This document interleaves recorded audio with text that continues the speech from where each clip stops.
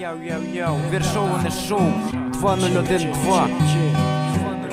Когось вже слухають, хтось тільки став на цю дорогу. Здаєш ти треки на батл, ну чи мутиш альбоми, працюєш сольно, або із братаном на пару. Ти спамиш треками, або продюсер піарить. За когось піднігрів ту лірика соплива, віриш сліпо у кар'єру репера, бо все можливо. А зараз типу мода пішла писати і піхує. Я недовго думав і вирішив завалити новий матеріал. Це для старих людей, хто зрозуміє, про що тут і до чого йде. Ласкаво прошу вас, я в треках не брешу, не переношу я шум, а в тишині пишу.